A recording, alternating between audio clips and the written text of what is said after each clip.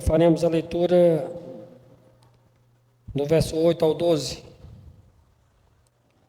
Primeira carta do apóstolo Pedro, capítulo 3, dando continuidade a essa série. E faremos a leitura do versículo 8 até o versículo 12. Mesmo assentados, mas com bastante reverência, acompanhe a leitura que será feita da palavra de Deus, a palavra da salvação.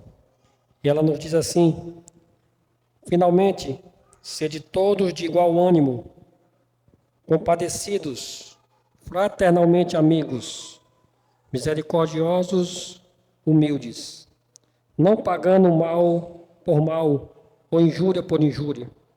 Antes, pelo contrário, bendizendo, pois para isto mesmo fostes chamados, a fim de receberdes a bênção por herança. Pois quem quer que amar a vida e ver dias felizes, refreia a língua do mal e evite que seus lábios falem dolosamente. Aparte-se do mal, pratique o que é bom, busque a paz e empenhe-se por alcançá-la. Porque os olhos do Senhor repousam sobre os justos, e os seus ouvidos estão abertos às suas súplicas, mas o rosto do Senhor está contra aqueles que praticam males. Amém. Vamos orar. Senhor Deus e Pai, nós queremos te louvar mais uma vez por essa rica oportunidade que temos de ouvir a tua voz, pelos textos que já foram lidos, e agora vamos ouvir a tua voz na palavra que será pregada. Que o Senhor Deus nos dê graça para que possamos pregar a palavra do Senhor Deus, apesar de nossas limitações, de nossa dificuldade. Que o Senhor Deus nos dê ouvidos para ouvir, apesar também de nossas limitações para ouvir a tua voz.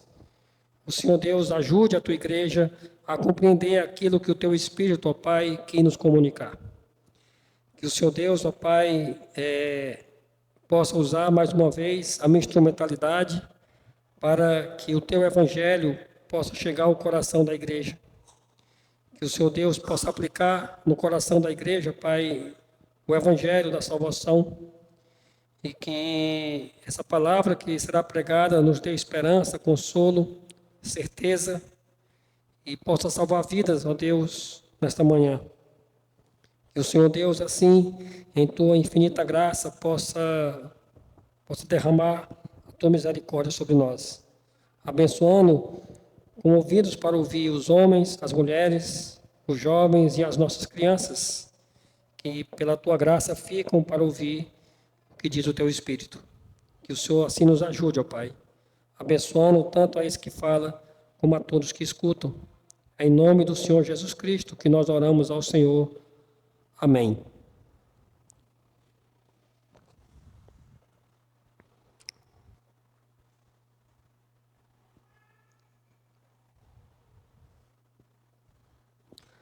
Você tem facilidade em trabalhar em equipe? Você acha que é fácil trabalhar em grupo? Às vezes não é tão fácil assim, né?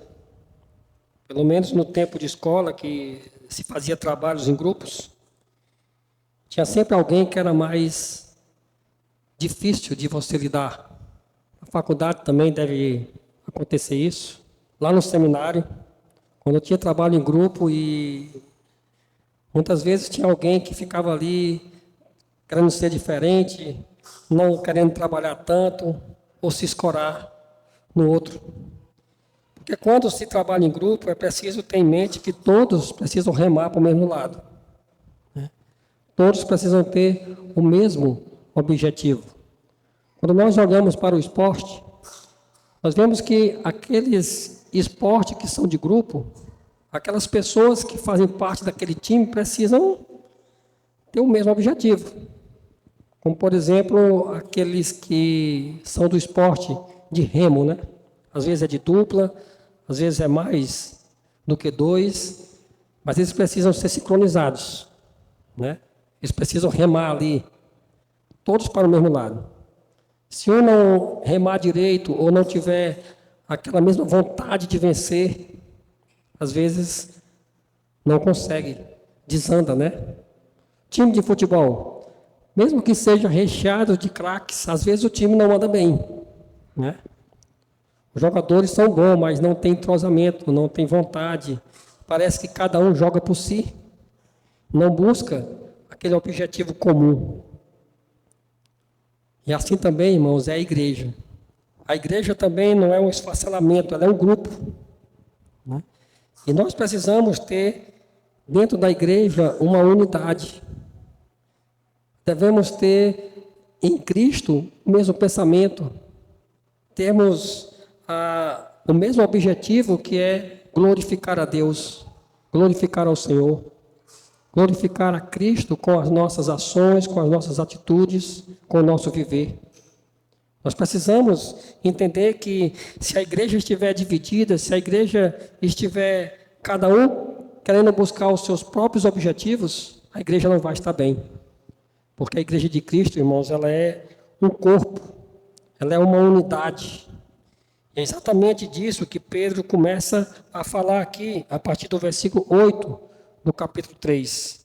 E a verdade que vai nos saltar aos olhos, irmãos, dessa perícope, dessa porção da palavra de Deus que está na primeira carta do apóstolo Pedro, versículo 8 ao 12, é que, por causa de Cristo, nós devemos viver em unidade e abandonar todo tipo de maldade de uns para com os outros. Sim, que por causa de Cristo, nós devemos viver em unidade e devemos abandonar todo tipo de rancor, maldade, ódio entre os irmãos. Nós veremos essa verdade em 2 pontos. No verso 8, nós veremos a unidade da igreja. No versículo 9 a 12, nós veremos que nós precisamos, que por causa de Cristo, da sua palavra, abandonar todo tipo de maldade de uns para com os outros e vivermos, na verdade, no vínculo da paz. Irmãos, o apóstolo Pedro, ele tem sido bem pastoral nesses últimos versículos que nós já passamos, nesses últimos capítulos. Nós vemos que Pedro ele já falou sobre muitos assuntos dentro dessa carta. E ele entrou nessa questão mais pastoral, falando sobre a submissão. Algo que para nós é muito difícil, né? Ser submisso. Nós temos um coração altivo. Nós queremos sempre nos impor.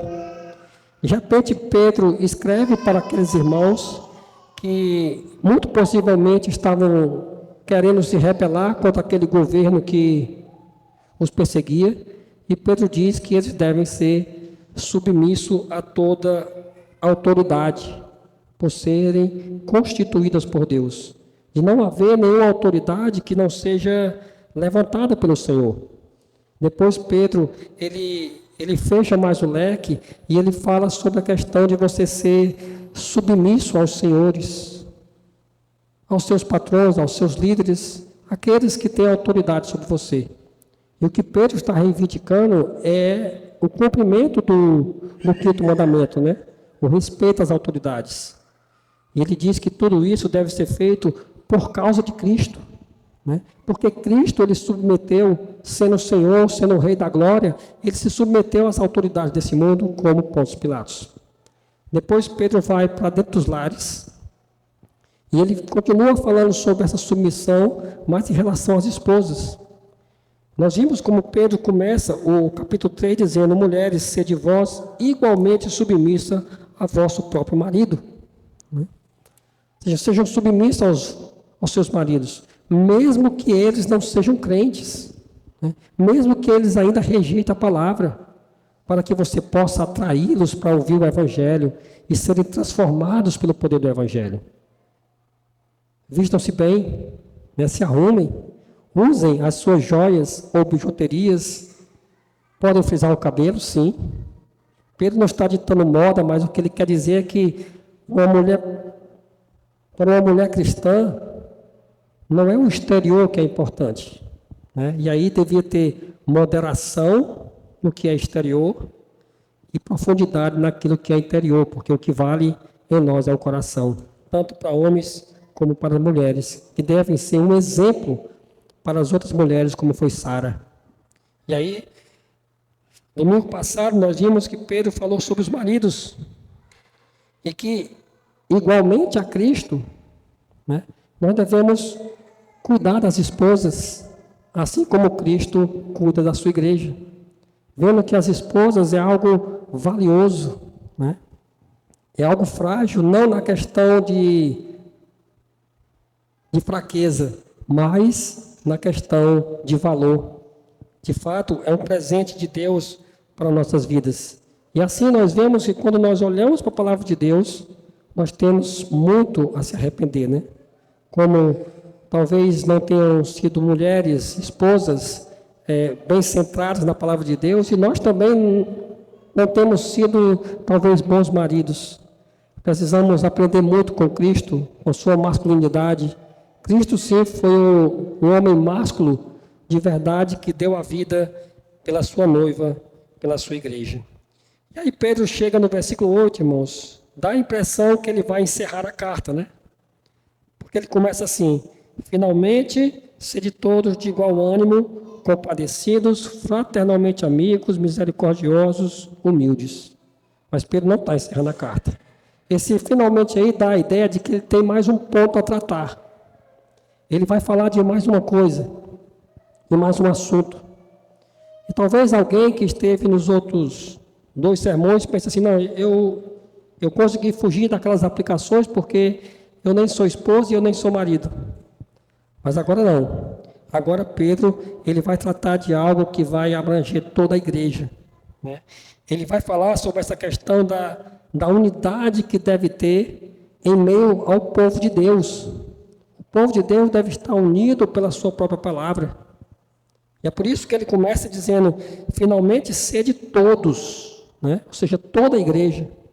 Pedro não está escrevendo para incrédulos, ele não está escrevendo para ímpios, ele está escrevendo para uma igreja assim como a Praia do Canto, de pessoas que foram salvas, redimidas, mas que precisamos melhorar muito em relação à nossa vida cristã.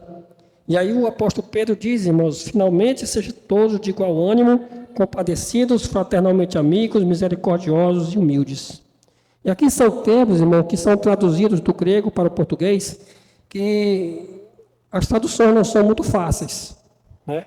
Aí o trabalho exegético, ele é muito importante nesse versículo, onde nós vemos essa questão da unidade da igreja.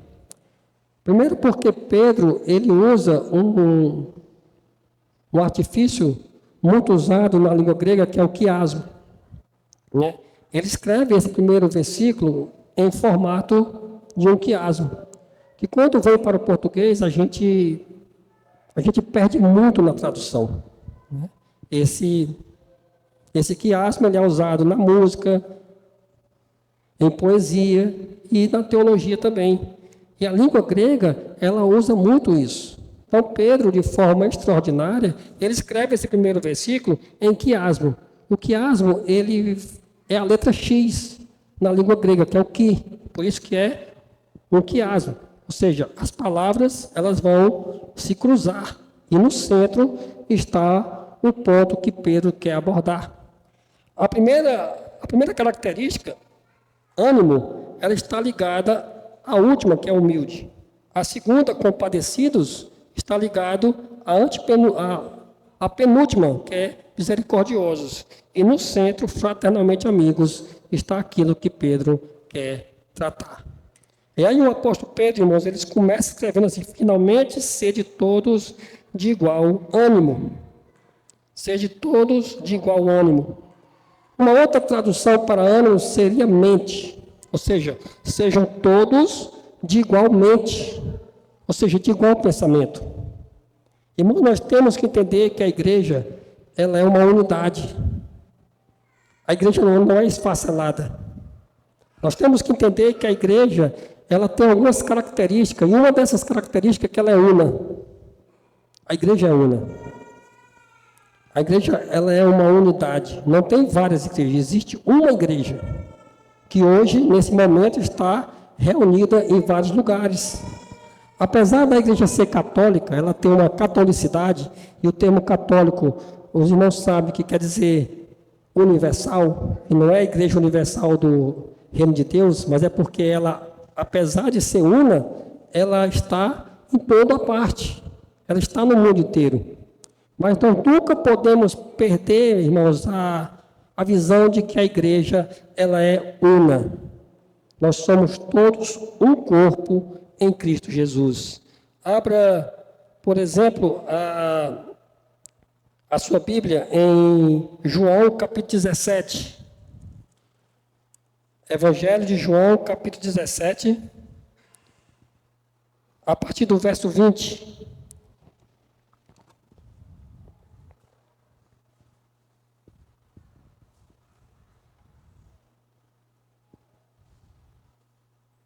João, capítulo 17, a partir do versículo 20, Jesus, fazendo oração sacerdotal, ele diz assim: não rogo somente por estes, mas também por aqueles que vierem a crer em mim, por intermédio da sua palavra, a fim de que todos sejam um, e como és tu, ó Pai, em mim e eu em ti, também sejam eles em nós, para que o mundo creia que tu me enviaste.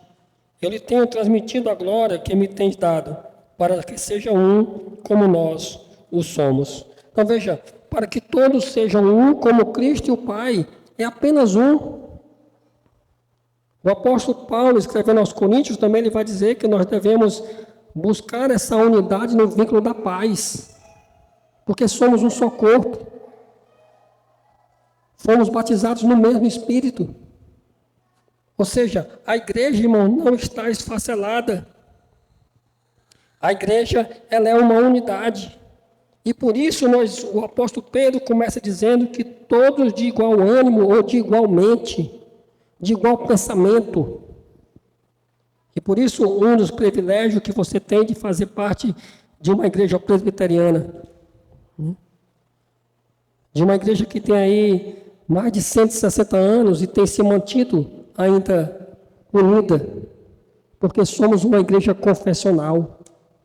E uma igreja confessional, irmãos, é uma igreja que busca essa unidade de pensamento, essa unidade de ânimo.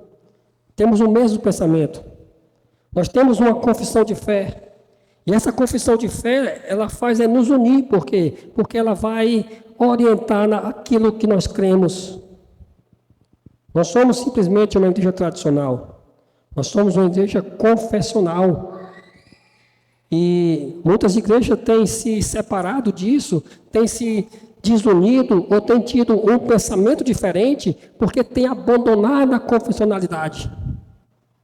Hoje você vai de uma parte a outra do Brasil, você encontra a igreja presbiteriana de todo jeito. Você encontra cultos de vários formatos. Mas isso não é o ideal. Isso é uma anomalia. O culto ele deve ser regido pela palavra de Deus. E é isso que a nossa confissão de fé ela nos ensina. Que nós temos um Deus tão grandioso, tão poderoso, tão cheio de glória, que até a forma de ser adorado é prescrita por Ele. Então a igreja, irmãos, é uma unidade. É por isso que os homens fazem parte da igreja. É por isso que as mulheres, da mesma forma, elas fazem parte da igreja. Por essa unidade é que nós, por exemplo, batizamos as nossas crianças. Nós batizamos as nossas crianças. Por que nós batizamos as nossas crianças? Porque elas fazem parte da igreja. Não é para que elas sejam salvas, mas para que seja colocado nelas o sinal da aliança. Que todos aqueles que fazem parte da igreja têm uma aliança com o Deus Todo-Poderoso. Mas em muitas igrejas nessa hora, irmãos, por exemplo, as crianças estão sendo retiradas do culto. Como se elas não fizessem parte da igreja. E eu não discuto que pragmaticamente o cultinho infantil dê certo. Eu não vou discutir isso. Porque as crianças são retiradas, os pais ficam de boa, pessoas são retiradas do culto para cuidar dessas crianças, mas onde é que a palavra de Deus ordena que isso seja feito? Ah, pastor, mas a palavra de Deus também, ela não proíbe. Mas não é o que a palavra de Deus proíbe, é o que a palavra de Deus não ordena. princípio regulador do culto. Aquilo que não está ordenado na palavra de Deus não deve ser realizado no culto. E o que é que nos mostra, irmãos, que nós devemos andar nessa unidade de pensamento? Nós somos uma igreja confessional. Nós temos aqui um conselho. Esse conselho deve estar unido de pensamento. O presbítero Leopoldo não pode fazer o que ele quer, o presbítero Pedro não pode fazer o que ele quer, eu não posso fazer o que eu quero. O presbítero pastor Milton também não, nem o Eloí, nem o Flávio. Mas nós temos que olhar para a palavra de Deus e caminharmos em direção à palavra do Senhor. Nós somos uma igreja perfeita, mas buscamos ser uma igreja mais santa. E uma igreja mais santa, irmãos, é uma igreja centrada na palavra de Deus. O Senhor fala através da pena de Pedro, finalmente sejam todos de igual ânimo ou de igualmente.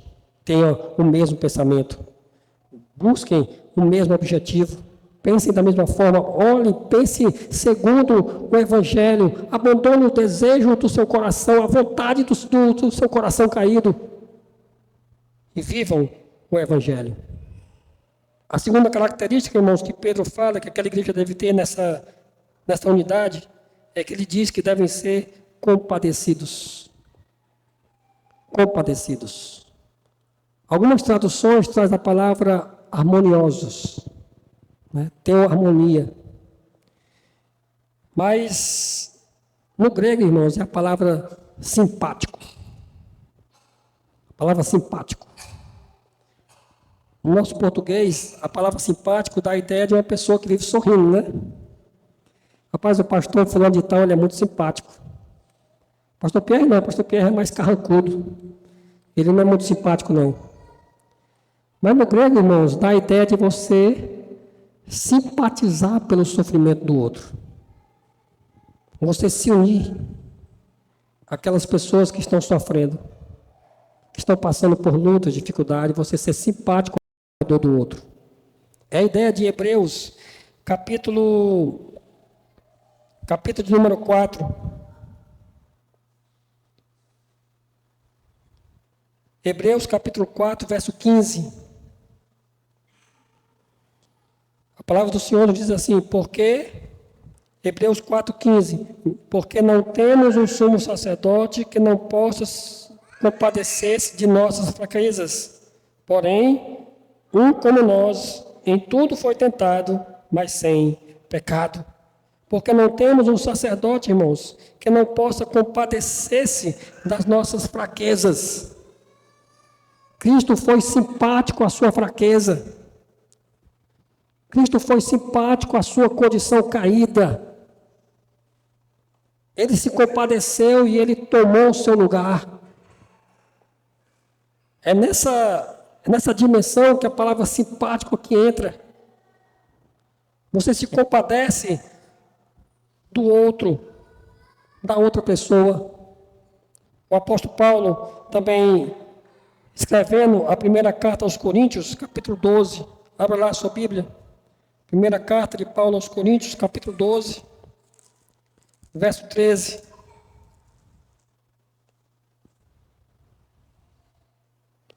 Ele vai dizer assim, pois é um só Espírito, todos nós fomos batizados. 1 Coríntios 12, 13. Batizados em um corpo, que é judeus, que é grego, que é escravo, que é livre, e todos foi dado a beber de um só Espírito. Ou seja, nós somos um só corpo. Não tem como uma parte do seu corpo estar sofrendo e você não sofrer junto. Você não se compadecer. Você não ter essa simpatia pelo sofrimento da sua mão, ou do seu coração, ou do seu pé. É viver de fato, irmãos, essa unidade, e essa unidade tão forte, mesmo diante de uma diversidade como nós temos na igreja.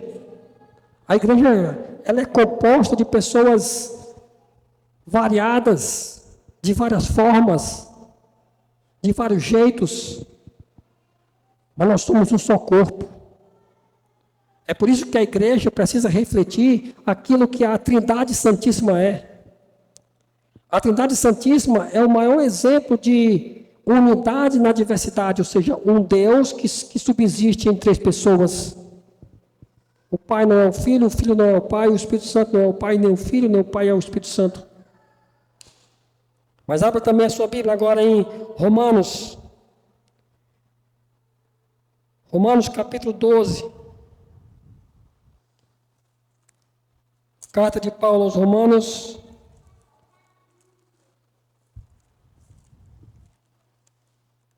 Capítulo 12.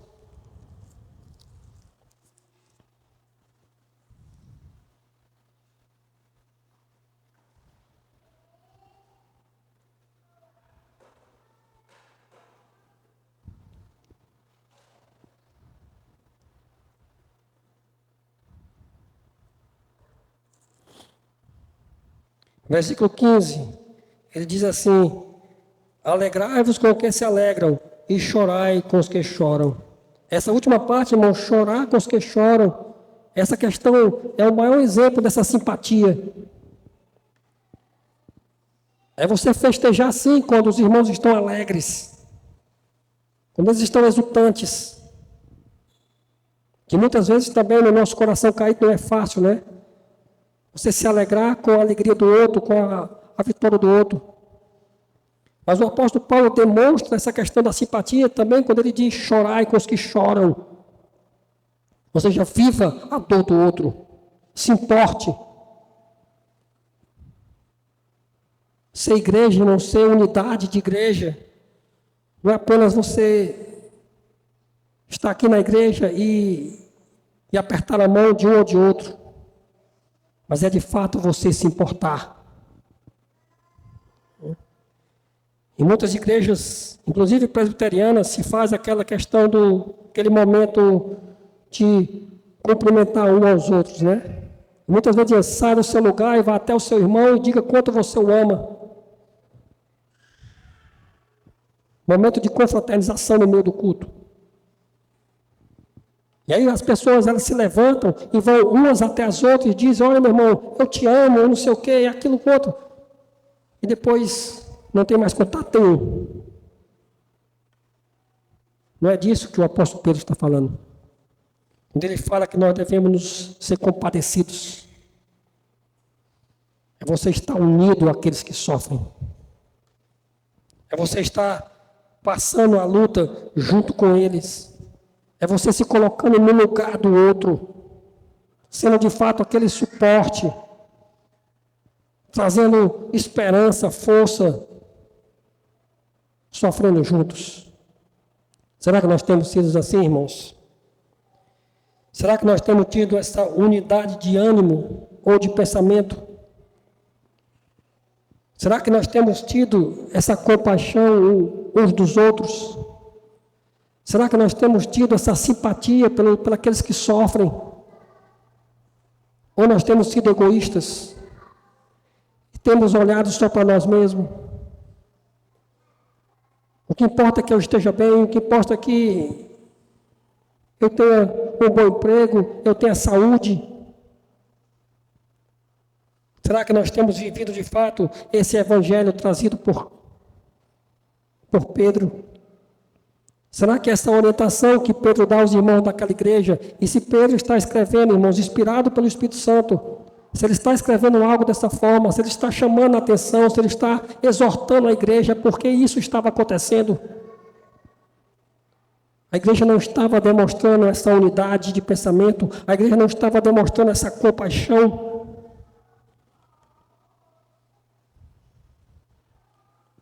E aí nós começamos a montar esse quiasmo.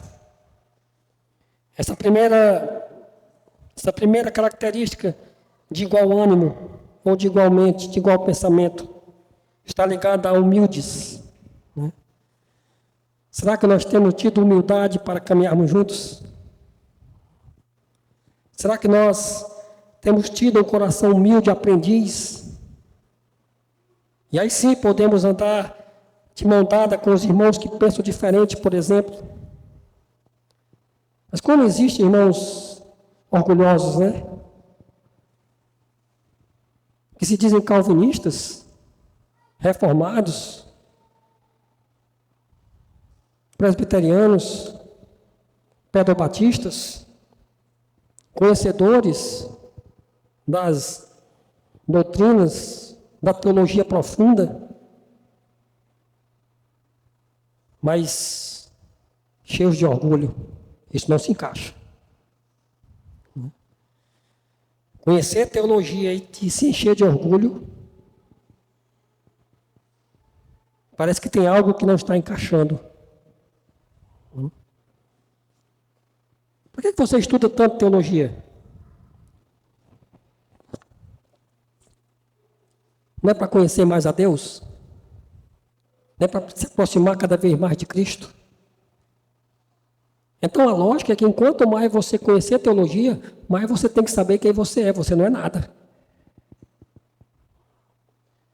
Que a sua capacidade não é nada.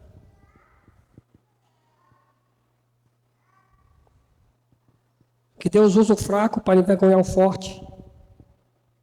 E as coisas que não são, para mostrar àqueles que pensam que são, que eles não são nada.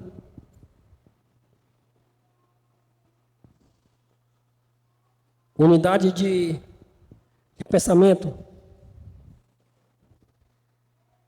Igualdade de ânimo, de vontade, desejos, objetivos. Unida à humildade.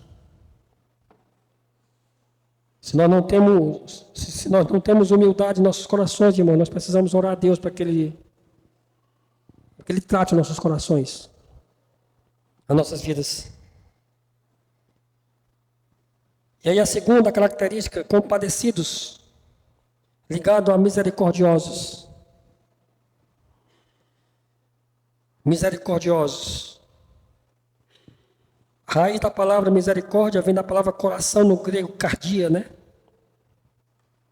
Ou seja, nós vivíamos na miséria, mas Deus colocou o seu coração gracioso em nossa miséria. E é por isso que nós temos que ser compadecidos. Porque Deus teve misericórdia de você. Você poderia estar em qualquer lugar, nesse momento, nesse instante. Mas o Senhor, em sua misericórdia, Ele trouxe aqui, para que você ouvisse a sua palavra. O Senhor lhe salvou para que você fosse parte da igreja, mesmo quando você não queria fazer parte da igreja. Porque nós nunca quisemos fazer parte da igreja. O Senhor teve que transformar as nossas vidas, mudar os nossos corações, para que nessa manhã você fosse crente. Você fosse parte dessa unidade que é o corpo do Senhor Jesus Cristo. Compadecidos, misericordiosos. A unidade da igreja. E aí, no centro, aquilo que, o X da questão, fraternalmente amigos. Fraternalmente amigos. Podemos viver, irmãos, em amizade no corpo de Cristo, amando uns aos outros. O apóstolo Pedro até já tratou sobre isso, lá na mesma carta, capítulo 1, versículo 22, ele diz: purificando as vossas almas pelo Espírito da obediência à verdade, para o amor fraternal, não fingido, amai-vos ardentemente uns aos outros com um coração puro. A igreja tem que se amar, meus irmãos. Tem que existir amor entre nós. É isso que o apóstolo Pedro, inspirado pelo Espírito Santo de Deus, nos ensina nessa manhã. Que isso aqui é o padrão de uma igreja verdadeira. Não é nem uma igreja desse mundo. Não é nada nesse mundo que deve ser o padrão da igreja. Nem uma associação desse mundo. Nem um grupo desse mundo. Mas aqui Pedro traz, irmãos, o desenho, o layout que a igreja deve ter. Uma igreja que tem humildade de pensamento, uma igreja que exerce a misericórdia, e uma igreja que é fraternalmente amiga. Que nós podemos espelhar uns com os outros o amor de Deus sobre nós. Lembrando, irmãos, que nós só conseguimos amar porque Ele nos amou primeiro. E o amor de Cristo por nós foi um amor sacrificial, a qual Ele tomou o nosso lugar lá naquela cruz. Você pode olhar para isso aqui e olhar para a igreja e dizer, ah, pastor, isso aí não dá não, viu? Viver no meio de um bando de pecadores. De um grupo de pecadores, pastor, e viver desse jeito aí?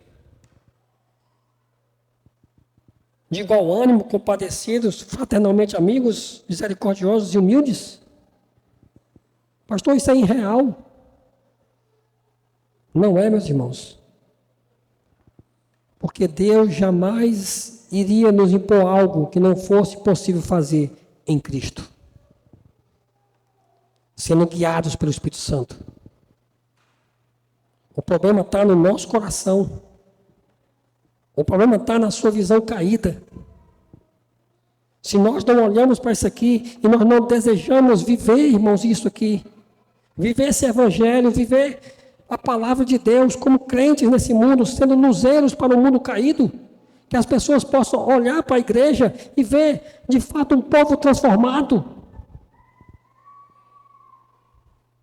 Um povo que vivia, de fato, nas trevas e viu grande luz.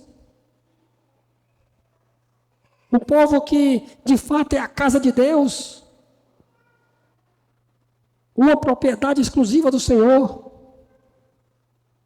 Luz do mundo, sal da terra. É isso que o mundo deve estar enxergando, irmão, na igreja de Cristo. Todas essas características. Um povo que anda unido pela mesma fé, pela mesma palavra. É a palavra de Deus, irmãos, que tem que nos guiar. E aí, quando nós pensamos isso aqui, quando nós passamos a viver essa unidade, quando nós passamos a viver essa igualdade de ânimo, somos compadecidos, fraternalmente amigos, misericórdia e humildes, nós vamos abandonar todo tipo de maldade que possa existir uns para com os outros. Toda ira, todo rancor, por causa da palavra de Deus, por causa de Cristo. Versículo 9, o apóstolo Pedro escreve assim: não pagando mal por mal ou injúria por injúria, antes, pelo contrário, bendizendo, pois para isto mesmo foste chamados, a fim de receberdes bênção por herança. Pois quem quer amar a vida e ver dias felizes, refreia a língua do mal. Evite que seus lábios falem dolosamente. Aparte-se do mal, pratique o que é bom, busque a paz e empenhe-se por alcançá-la. Porque os olhos do Senhor repousam sobre os justos e os seus ouvidos estão abertos em suas súplicas, mas o rosto do Senhor está contra aqueles que praticam males. Não pagando mal com mal,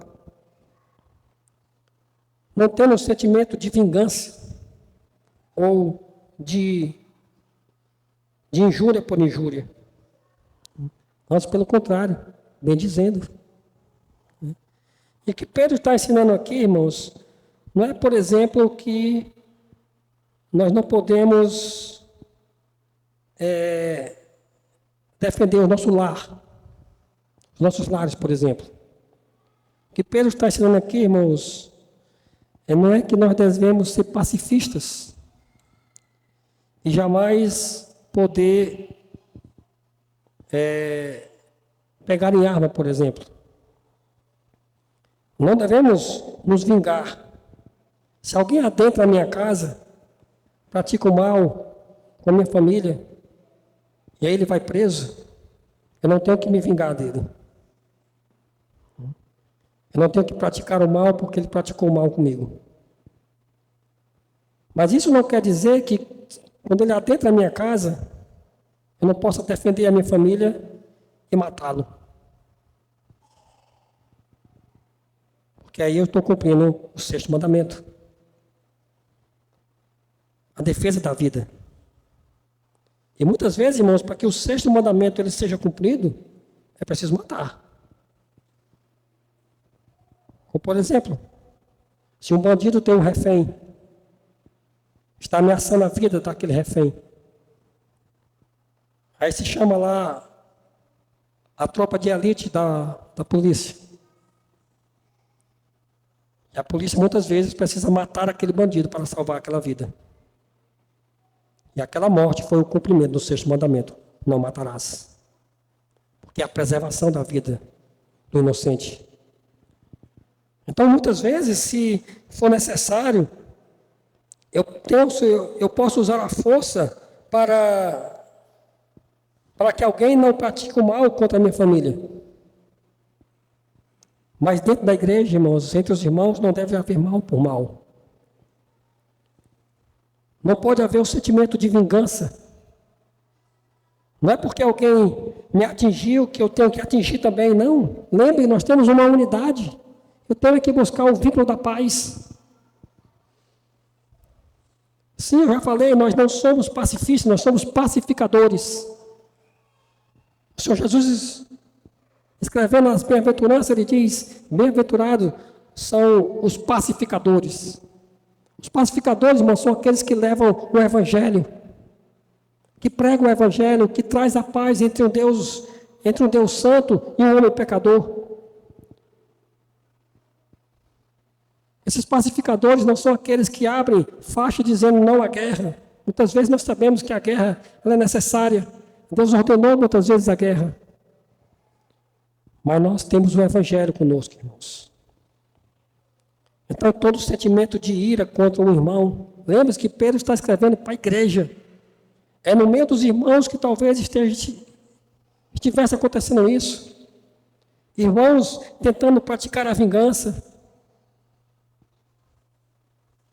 Irmãos usando palavras dolosas uns com os outros. Irmãos com encrenquinha, com litígio dentro da igreja. Mas o Senhor diz, irmãos, se nós temos a unidade, nós não pagamos o mal por mal, injúria por injúria. Antes, pelo contrário, bendizemos, ou seja, louvamos a Deus. Porque para isto mesmo nós fomos chamados. Nós fomos chamados, irmãos, para andar igualmente a Cristo, em seus caminhos. Nós não fomos chamados para viver uma ideia do mundo, uma ideia caída, de vingança, de troco. Eu não preciso dar o troco para ninguém, irmãos. Eu tenho um Deus que julga todas as coisas. Nós devemos, no meio da igreja, irmãos, viver em paz. Porque nós fomos chamados para isso. Nós fomos chamados para viver igualmente a Cristo. Que sendo esbofeteado, ele não devolveu as bofetadas. Que sendo injuriado, ele suportou as injúrias. Que sendo caluniado, ele suportou a calúnia. E é nos passos de Cristo, irmãos, que nós devemos andar. Porque nós fomos chamados para isso. Para vivermos o Evangelho, para vivermos a palavra de Deus, a fim de receber bênção por herança. Recebemos a bênção, irmão, do Senhor por herança. E aqui Pedro, mais uma vez, ele não está falando de coisas materiais. Porque para muitas igrejas, irmãos, bênção é você ter um carro bonito, uma casa luxuosa, uma conta bancária recheada. Não, Pedro está falando das coisas do alto.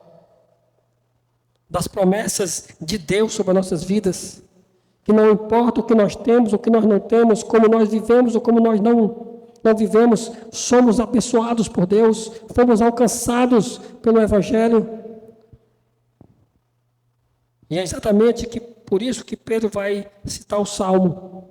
Ele cita o Salmo de número 34, quando ele diz: pois quem quer amar a vida e ver dias felizes, refreia a língua do mal, evite seus lábios, falem dolosamente, apasse do mal, pratique o que é bom, busque a paz, empenhe-se por alcançá-la, porque os olhos do Senhor repousam sobre os justos, e os seus ouvidos estão abertos às suas súplicas, mas o rosto do Senhor está contra aqueles que praticam males. Podemos aquietar o nosso coração, irmãos. Nós devemos olhar para Deus.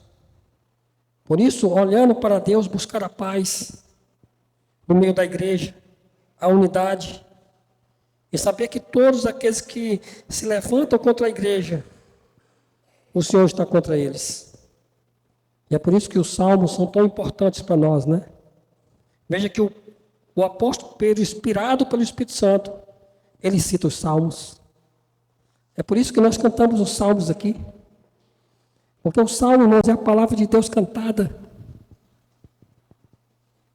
Cantar os salmos é cantar aquilo que Cristo cantava.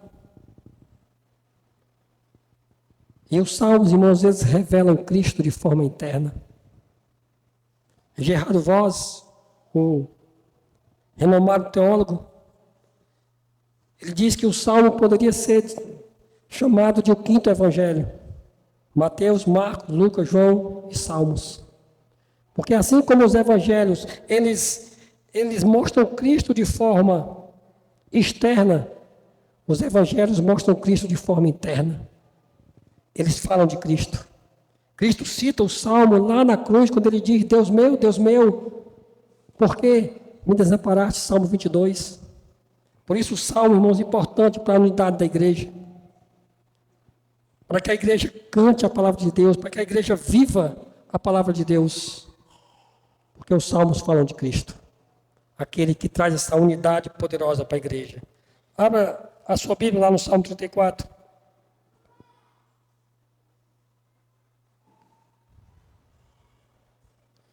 Salmo de número 34, verso 19, verso 22.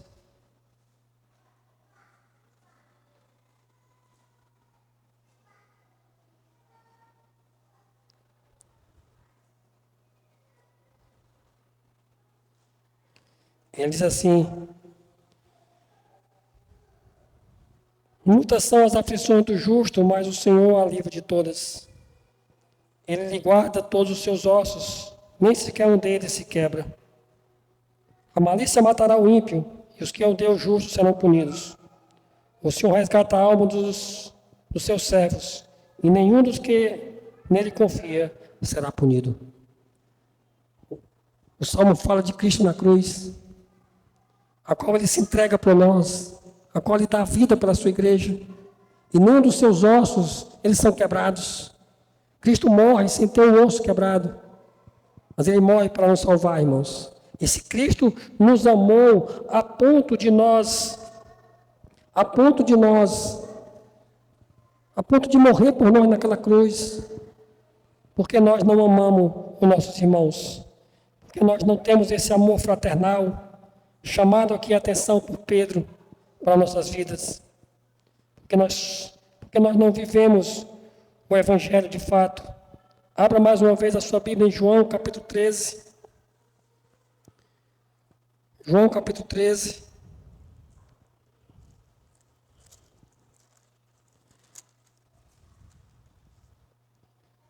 Verso 34.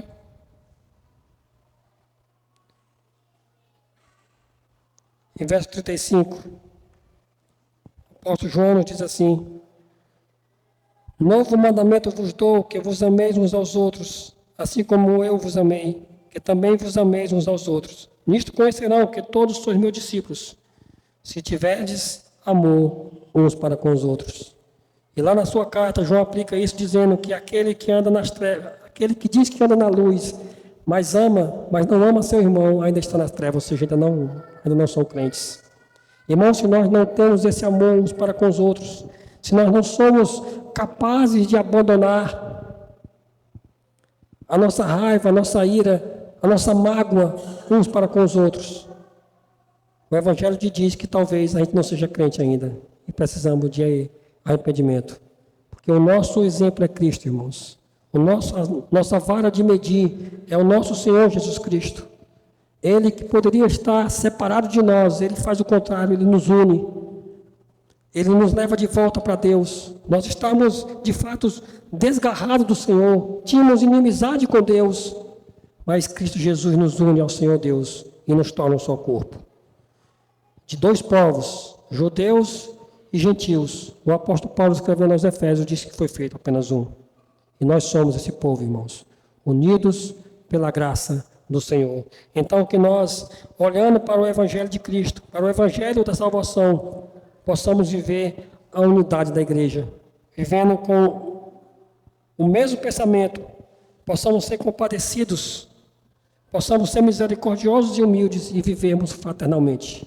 ver de fato um evangelho verdadeiro, que um se importa com o outro. Não existe um evangelho, irmãos, onde um irmão tem vários pares de sapato e o outro não tem nenhum. Esse não é o evangelho de Cristo. O evangelho de Cristo é aqueles que não fez um só corpo, a família de Deus, tanto daqueles que já partiram para a glória, como aqueles que estão na terra. Que nós possamos, como igreja, remar para o mesmo lado, tendo como alvo a glória de Cristo.